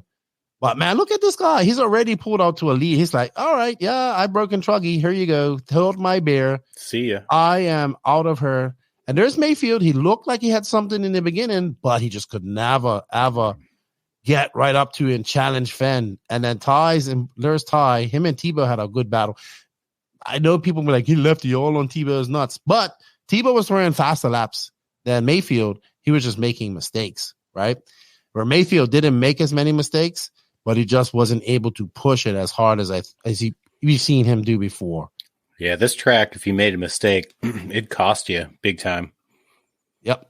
So that's more than most, I think. It just seems like there was no room for. I mean, just touching the pipe was enough to cost you. But you end upside down, just like the start. Rifkin made that pass to Gillen first, turned upside down, first to last, just like that. Yeah, and he did good. He actually got back up to third. Let's see, hold on. No, he got back up to third behind Mayfield. And but I really think had he not made that mistake, it would have been a different story. But like we said, woulda, coulda, shoulda. But Fenn did it. Simple as that. And man, I have to say, Mike Sontag and his pits are exceptionally fast. I went up to him and I said, dude, I think you won the Truggy race for him in at SIC. And it's like, I think so too. But he would say it was both of us. I said, dude, you got him out there in front of everybody. Exceptionally fast pits. Unfortunate for Ty though. Ty, I did not see how Ty broke. He missed it on camera, but he broke. He told me afterwards. But I think Ty had a very solid second. I think his car could have, but see, he's just locked up in this battle. And look, there's Fenn just pulling away, just like, hey guys, see you later. My name's Dakota, the Phenom Fenn. I drive a TLR, and I'm going back to back. By the way. The last person, do you know who the last person was to go back to back in buggy? Ty Tessman, 2014, 2015. So, it was just like there. Tebow looked pretty good. Like I said, he just made mistakes like that. There goes Tyrone. I think Ty likes the name Tyrone. I said, you got to grow the mustache out and you'll definitely be Tyrone. But yeah, man, I just think his car looked better. And Rifkin obviously had a great car, but look at this. Look at this guy. He's just like, it's going to be very hard to beat Dakota Fenn this year. Simple. Very hard. It's only happened once. Yeah. I mean, he's just on fire, man. Mm-hmm. Impressive. Whole package. I think having Barry in his corner, has been a great thing as well. Barry was thrashing away. Good old Bartholomew. He made a post the other day, too. That's kind of, what's the word I'm looking for? He did tell me something, but I don't know if he wants me to repeat it. But he's not sure what's going to happen here with him in Dakota, I think. Really? Because he does have a full-time job, right? Right. He has a full-time job. So I think, it's obvious. Look, in my personal opinion, since Barry's been involved with Dakota Fenn, he's been a better driver. He's won more races. He's an 8 scale. He's got over that. Dakota Fenn's really fast in qualifying, but he can't finish a main. Well, he's finishing mains. He's your back-to-back buggy champion. He's won. Him and Mayfield won everything last year between them. He's won what he won. He won PMB. He won SIC. He won this. He's going to divisions next week to receive Gord and Leon. You know what? Whose pits have not been? I think that their pits aren't as fast as they used to be because the Tesla used to be so fast. Yeah, but not as fast as we can do it. And here's Ryan Mayfield. So a lot of people are like, oh, the Techno is this and that.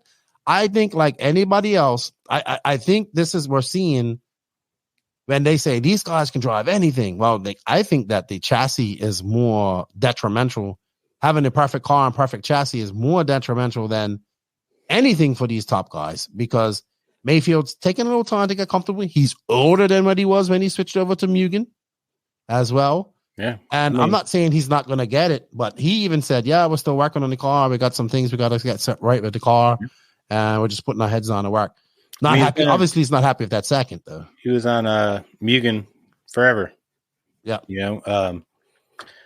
By the time JQ car died, I was so comfortable in that car. I was on it for 3.5 years or whatever. Mm-hmm. It was the same car. I was winning races that I probably shouldn't have won, but I was just that, I was super, super comfortable with it. And whenever I have to go to a new car, it's going to be something totally different. Mm-hmm. Mayfield, it's been on Mugen. You couldn't throw a scenario at him that he doesn't know how to approach, I agree. Now, this Techno, it's totally different. He's got a year and a half on it or something like that. No, not that long. He just switched over this year, remember? Was it this year? Yeah. Oh, yeah. He's got 6 months. 6 months. Yeah. I mean, he's got some working to do. Give him about another year, he'll be just as prime as he was. I'm not likely. But this guy here, right? He's not one thing that's happening is that he has one thing that Mayfield can't get, and that's youth. Right. You know? Well, So Dakota is definitely in his prime right now. He's mhm. got a hell of a team surrounding him. It's actually one of the notes I got, but yeah. So I mean, he's got Barry, he's got Mike Sontag as his pit man, Barry is mechanic. Maybe whatever happens in the future, I don't know. But you got Thomas Tran as his chassis team manager. Got Jason Rona as his tire manager. Jason Rona or one of his people are all up in everything everywhere with their drivers. They are there to support. There's nobody in the tire business that has support like J Concepts. I agree with you. I'm not a J Concept guy, but I pay attention to this stuff. And when it comes to support, those guys are second to none. Those guys are at every big race, and they are helping their drivers. And they're just not helping just that one top driver. They're helping their drivers, which is a lot of them. In Dakota, he is surrounded by a hell of a team. He's got Brent at a lot of the races with the, engine support. He's got a good package. Good team, good package. Does teams really make it that much of a difference when you got a huge team surrounding one of the best drivers in the world? Isn't it going to be a little harder when you only have maybe one pit guy to help you when you're trying to beat the best people in the world with the best teams around them? If you look at Team Associated with Rivkin and all of his sponsors, he's got a hell of a team surrounding him with Team Associated and his tire sponsors and everything, all of his engines, whatever. Ryan Mayfield, same thing. A huge team surrounding him. He's got these very specific people to do very specific things. Dakota, same way. Now, look at Tebow. He had his dad there this weekend. Nothing wrong with that, but that's his team that surrounded him. Look at Ryan Cavallari. No, just his dad. Same exact thing. He had his dad there. Camden Lime. Yeah, he had some people surrounding him, kind of, sort of. But when it was time for him to go from truck to buggy, he had to go marshal his truck race as opposed to getting his buggy ready to qualify to the main event. Well, no, because I went out there and relieved him because I was sitting there thinking in my head, how is this guy going to make a main when he's out there marshaling? We should be preparing himself to make a main event. You know what I'm saying? So teams like make a difference. When it comes to the top creme de la creme, those teams make a difference, man.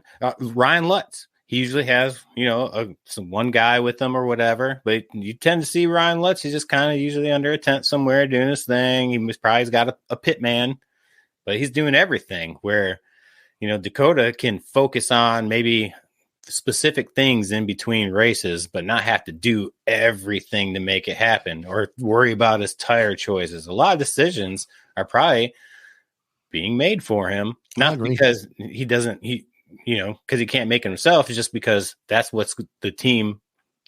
It takes almost an army to win one of these national titles, because there's a few people out there that do have armies that surround them.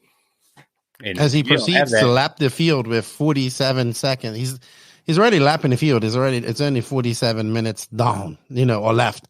So it's only been about 13 minutes. Well, 100%, man. You can see the difference. We saw, like, I just remember at least Tebow had 3 or 4 guys to bounce some ideas off, and they had people marshaled for him.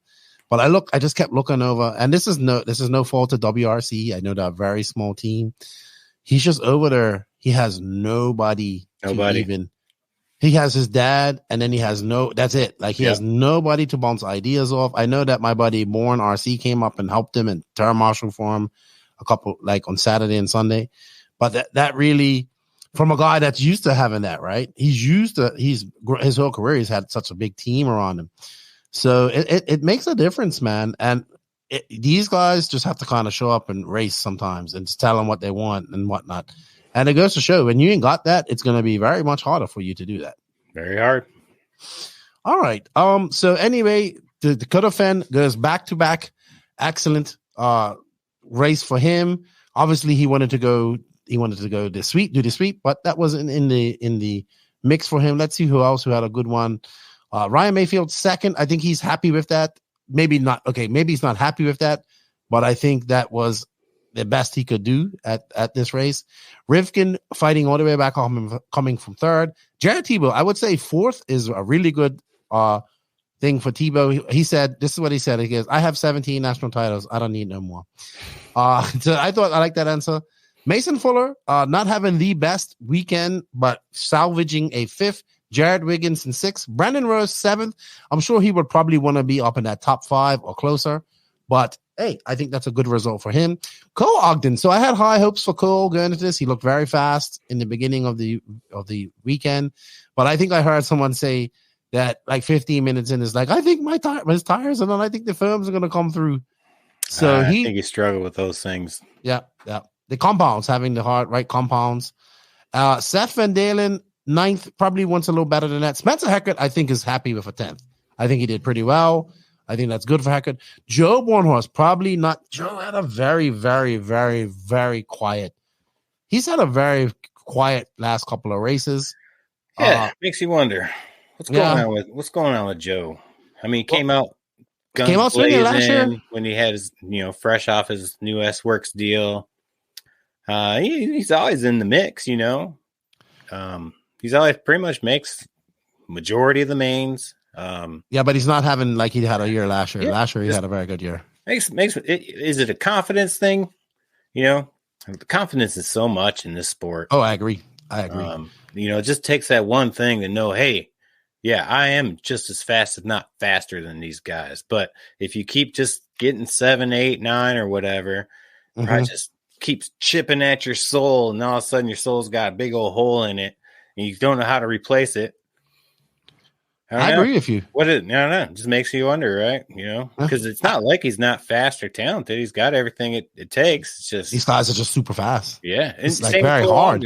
Cole Ogden, kind of the same thing, man. He's always there, just chipping at it, but he never really pulls off that big win. Yeah, and these guys aren't getting younger; they're getting older, right? Right. Confidence. It's great you say that, like, because that's the only thing that these guys have, right? Mental strength.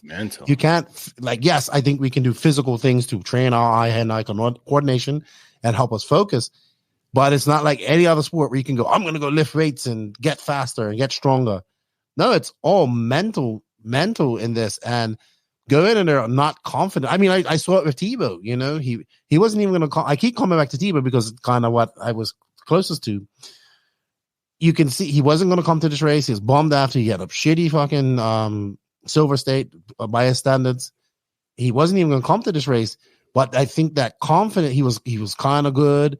That confidence from the TQ and Grand Tour of Truck carried on to the rest of his races, and people coming up, complimenting him or just shaking his hand like, "Hey man, this is your last nationals. Have fun." And I think that really boosts him. Confidence is the one thing that these guys have, and mental fortitude that they have to keep, right? And it's so hard to do that things like physical stuff. You could go out there and you do physical stuff, but to be mentally strong, it's super hard, right? No doubt. Okay. Yeah, I don't know how these guys do it, honestly. So much on the line. Me neither. But congratulations to this, guys. I do want to touch on one more thing because we did have a junior final. It was just an exhibition. And we have to show them some love. But Jonah Wilson, like I get, they had a 15-minute final. Jonah Wilson won this. I think this young man has incredible potential if he sticks it out. This was his first nationals, by the way. First time going over to the West Coast. So that was good for him. We saw Andrew Bucamp, who is from the Pacific Northwest. He finished second. Little Bump in third. Little Bump he didn't even finish, but he had some issues right off the bat. So, nope. I mean, everybody thought he was going to win this. It was going to be him or Aiden. Cole Chura, who's from British Columbia. Excuse me. Caden. Sorry, Caden. Sorry, Caden. I actually called Mason Caden, too. Aiden Horn wasn't in the under. No, but he had a really good interview at the end of this. I heard. I didn't get to watch any of the broadcast. I'm trying to go back a little bit by bit to just see, what the broadcast was like. But, yeah, I'm kind of interested to see who all you had interviewed. So far, I've watched the one interview you had with Jason Rona when he was in the booth. Yeah. But, yeah, I'd like to go and just kind of see. We didn't get too many people in the booth, but we did interviews after. That's it. Also, Shout out to Cultura, who's 14, made a trip down from BC. Colin Beaver, Bryce Beaver's son. Cooper Phillips, Chad Phillips' son. Benny Comarion is actually Ophir's son. Ezra, so these are like Ezra Otondo, his dad, Philip Otondo, super fast, right? Back in the day, and he's from up the North Coast, TLR racer for a long time. They run HB. Little Mark on the Prairie. So Team Mark, that's the guys who had that big pit over there. Yeah. Team Mark, dude, them super nice people. Like I sat there with. Yeah, they gave us a bunch of beer. At the end, because they couldn't take it with them. They're like, "Here, take a bunch of beer."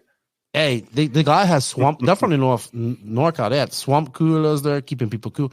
You needed to go in there and see that guy's trailer, dude. He has the best trailer for RC I've ever seen. Well, from the outside, that's a $80,000 trailer, dude. That guy he has a wall full of Mugen parts. He has individual. He has like 4 different the biggest, baddest Protect chargers on there. Yeah, nice guy, Mark and his wife. Those are high-end trailers that he has. He has 2 of them. High-end. He has 2 right here. Good money.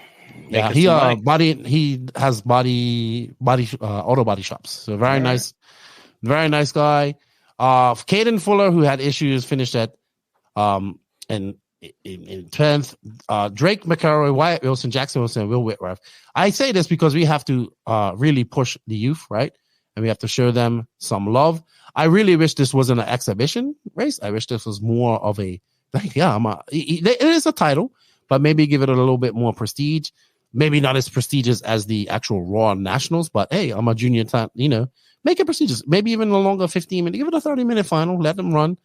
But it's so different, right? Because the age disparity, like the talent disparities is so different in between them going on. You got some guys that might make the A main or the main, whatever, that are in under 15. And then you got some guys that are really good regional drivers under 15. Right. It's just kind of real big umbrella there. I agree with you. Congratulations to those guys. Congratulations to Dakota Fenn, Mayfield, all the podium finish, all the racers that came out and did the nationals, to Roar, to A-Main, for Kevin Jellick for putting on such a great event. All the teams that came out. Tell me, Lucas, what's your opinion on your first nationals? Do you think this is one of these prestigious races that we need?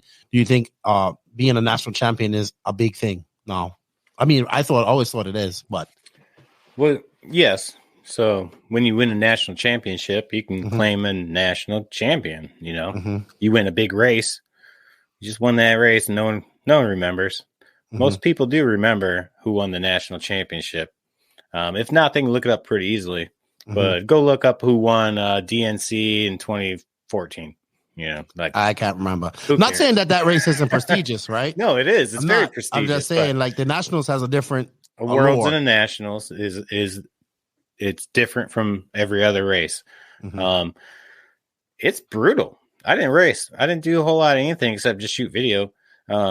But those are really, really long days. Lots of track time. To come out on top or in the top 15 or 12, 13, whatever, made to the A-Main, that is a huge accomplishment. Whether you come in last place in the A-Main or you won. Making it to that point is very, very difficult. It's really hard to explain unless you can just experience it. Well, I think. Sorry, go ahead. I have my theory on that. Well, so to me, it looked really brutal. I personally have no drive to participate in something like that. That's not for me. That is for guys who take it very serious and are ready to do whatever it takes to get better. Not that there weren't some guys that were just enjoying it, being part of nationals. One of the questions I was asking people is, should you have to qualify to get to nationals? And something that threw me way off was that a lot of people said that if they had to do that, then they'd never get to experience what they were doing that weekend. And it kind of threw me for a loop because I never thought about it that way. And it was a really good point. So yeah, it's like a catch. It's like you wanted to qualify for it, but it's kind of like the Worlds, right? The Worlds you have to qualify for. A third of those people would not have been there. Exactly. And would have gotten to experience what they went through that week. So it's kind of cool. It kind of changed my thought about qualifying. I don't know if we should or shouldn't, but it just gave me a different perspective. And so, yeah, nationals, I was always curious about it. After experiencing it, I really appreciate that what those people go through to get to that point, whether they finish half in the pack or in the mains. It's a tough experience, and I give credit to anyone who goes through all that and gives it their all to end up where they end up. I agree. So why I like the nationals is it's a one race that we have every year where there's no classes. There's in buggy we race kind of like how the rest of the world races, and like if you want to see where you really stand, this is where you come. I call this the heartbreaker race because so many people come in. Yeah, I'm gonna make the. You hear people. I want to make top 30. I want to make top 40 or whatever, and it's so hard to do that, right? Yeah. And then of course this was a world's qualifier, so the top 30 are eligible to go to the worlds next year, so had a little bit of added incentive to it. But it is the one race we have. I mean, we have all these races, which are fine, these bigger races that have multiple classes, sportsman, intermediate. That's not going anywhere. But this is the one race that we have it. And I appreciate that. I think this is, I call it the dream shadow, or this is a race that puts you in your, you know where you stand at the end of this. And to be honest, there's probably lots of fast guys that didn't come to this race, right? As well, or didn't worry about coming to this race. Yep. But I think it's the one race where we just do that. You see where you finish. You get an copious amounts of track time, and it still was a lot of fun at the end of the day. Yeah, a lot of fun, very much so. I thoroughly enjoyed myself. I think I'm done talking about it because it was just good. Congratulations to the winners. Congratulations to everybody that participated, that made it. You did a nationals, right? Yeah. It's awesome. It's really cool. It's not for everybody. No, it's not. No, it's not. I'd recommend people who are into the sport of racing RC cars to check out a national, no matter what form it is. Whether you're racing it or not, it's definitely will give you a new perspective on what these guys actually go through. And one thing that kind of blows me away that I've noticed throughout the years is those guys after a long weekend, whether it's 3-day weekend or a 5-day week like we had at nationals. When everything's all said and done, those guys that are still up there in the driver's stand, when people are packing up and going home, but they're out there driving, those dudes are maniacs, man. And they're having fun. Freaking maniacs. And those are the guys I really pay attention to. They're the ones that are usually on my radar because they're all in. I just want to go have a good meal. Right. I want to go home, take a shower. Yeah, I'm going to do some more laps. I've only drove this car for that last 5 days straight. I got to drive it some more. Check this out. Probably want to know what they could have done different as well. Yeah, something else, man. Great event. Also, I wanted to shout out to Troy from A-Main. He got like the news there. It was in a newspaper, local newspaper there. He got the news, like a news center. Whereas I think it's going to get the paper.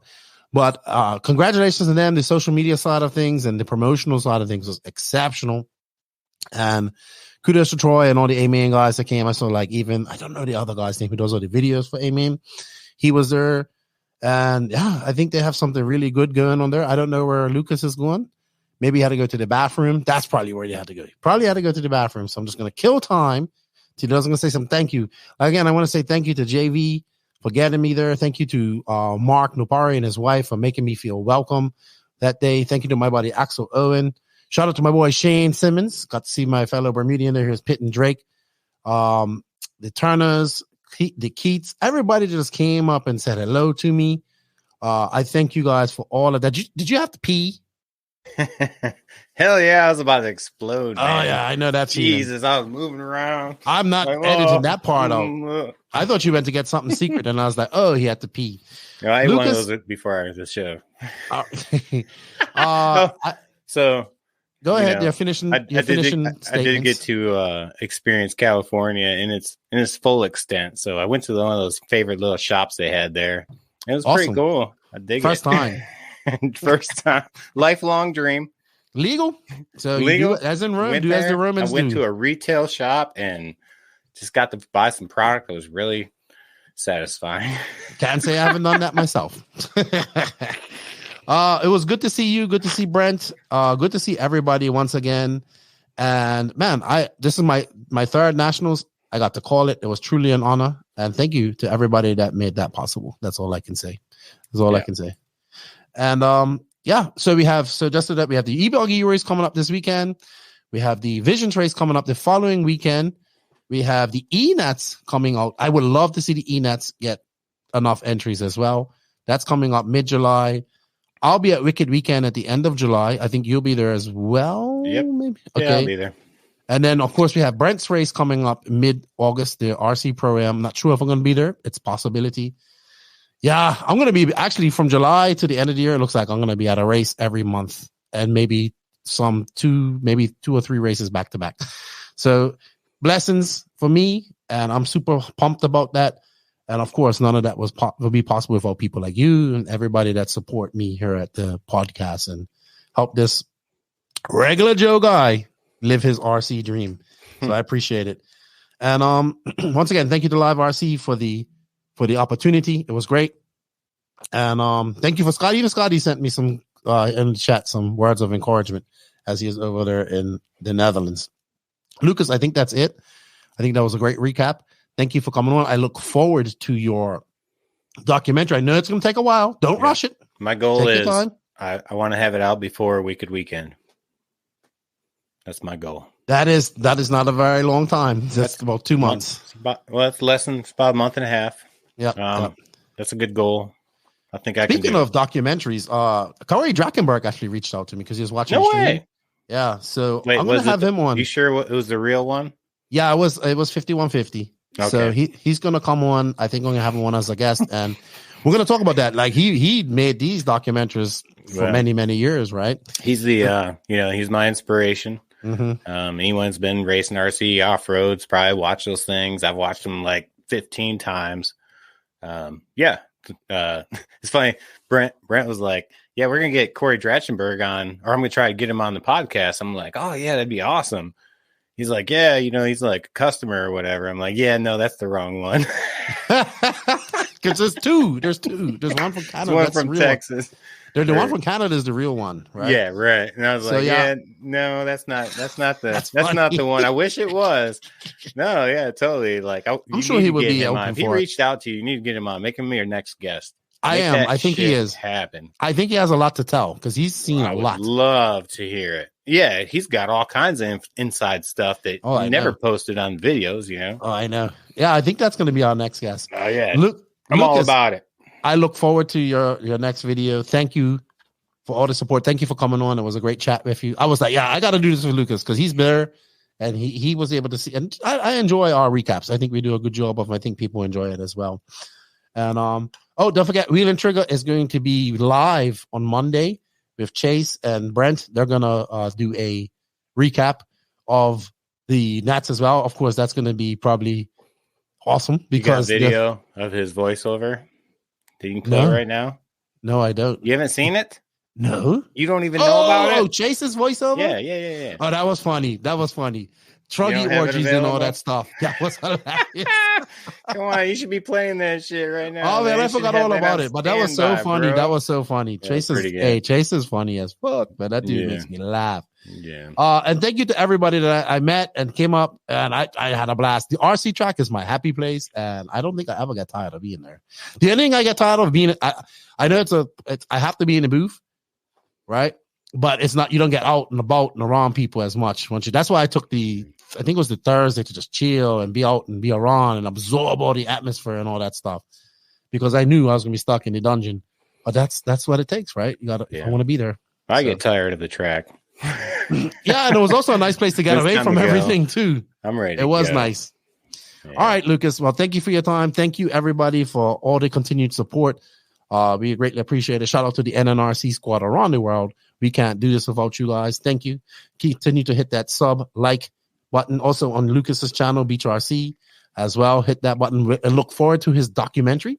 Thank you to the NNRC patrons and YouTube members. If you wish to be one, you can join. It's a link in the written description. And thank you to these awesome companies that support us. They are Invisible Speed, High Tech RC, Sampadal USA, Side One Fuel, Hot Race Tires, Mayako, Beach RC, Techno RC, Clinic RC, Ignite Design RC, Racecraft USA. Shout out to Carl RC, WRCE, House of RC, and good luck to our drivers, David Ronnefalk and Robert Badier. At the Euros, which is going to be very good this weekend. We have coverage of that on RC Racing TV. That starts today when this releases. And thank you guys for that. And Lucas, you're making me thirsty. I think I'm going to want to have a beer. Thank you for your time. I had to get off the Anheuser-Busch. I was feeling like I had to start painting my fingernails and wearing panties. So Well, I got Tim out. Lime I still got likes in the his Bud ice Light. house. Bush Ice had to go. Ice Oh. house. Tim Lime hasn't given up his Bud Light. That's for sure. No, he didn't. And when I was there, I was drinking all of his Bud Lights, and I swear to God, I thought I was growing a vagina. Hey, I tell you what. Actually, Will Smith gave me some really good beer. That beer that he gave me or whatever, he always has some strange beer. It was good. It was also good to see Will, and I got to see his son. Man, his son is huge His son for 2 years. is freaking awesome. Yeah. That kid speaks so well for a 2-year-old. He's got so many expressions on his face. He's huge, dude. He's got himself a little genius there, I'm pretty sure. Well, if he's anything like Science Nerd Will, then he's definitely smart. Super smart. Gotta be. Super smart. Yep. All right. Well, thank you guys for everything. Remember, have a good weekend this weekend. If you're traveling to race, be safe. Remember, be a great RC ambassador. RC is awesome. And let's help grow RC. We're all responsible for that. Nitro is the glory. E-Buggy pays the bills if you ain't grinding and sliding. Lefty and Lucas, we're out. See you guys later. That's it. Peace.